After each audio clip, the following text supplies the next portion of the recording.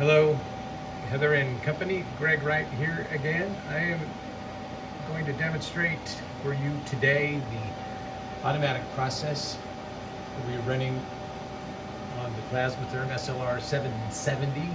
And this starts with the wafer transfer from the load lock, and I'll start it up in just a second, but I do want to show you, here we are, you can see the wafer. You see the arced edge of the wafer there in the end effector. We'll take another look at that end effector later as it returns to the load lock without the wafer. Bear with me one moment. Let me get this stabilized. So in order to run the recipe, what's required is very simple. We're already in the ready mode. And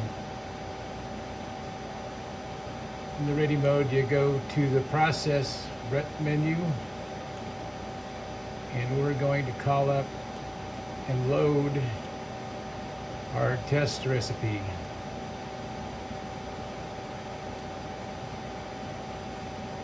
And we are now ready, parameters applied, we're ready to go. We're going to run this process.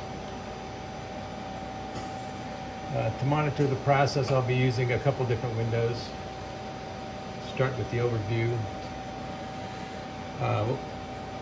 You notice that the turbo pump is off in the load lock, and that is cycled off every time before the slot valve is opened. They shut down the turbo on the load lock. Once that valve goes back up, the turbo will re-engage. We can watch that here.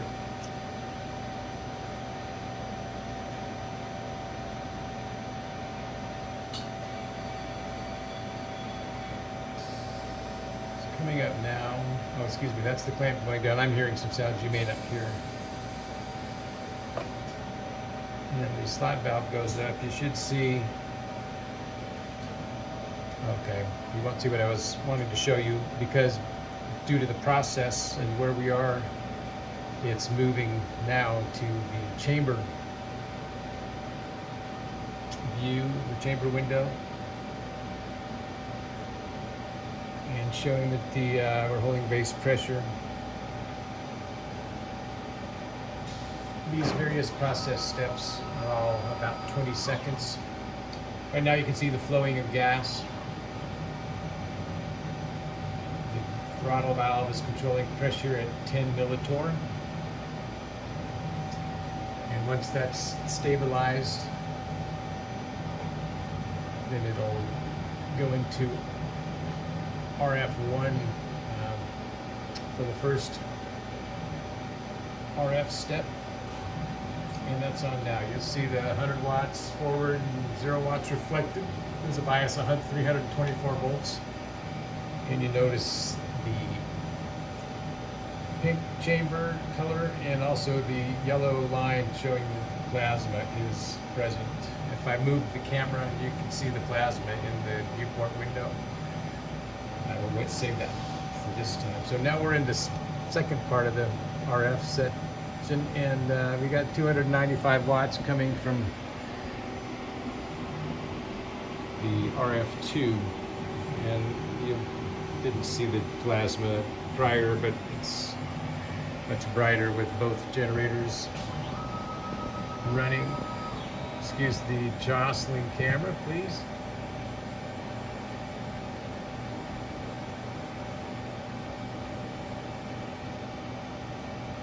And it pumps down again at the end of the etch process. Looks to hold the pressure.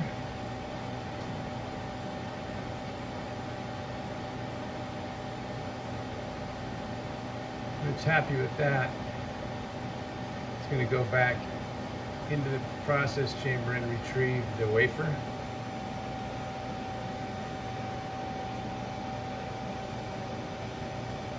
Switch over to the overview, and you can see the wafer is in the chamber. Now you just saw that the load lock pump turned off just prior to the slot valve opening. At the same time, the clamp is lifted and the wafer lift pins have pushed the wafer up, ready to receive the robot. Sorry for that.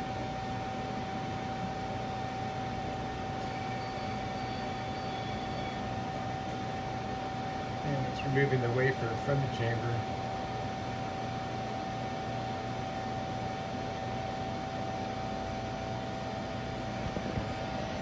And you can see it coming back into the load lock.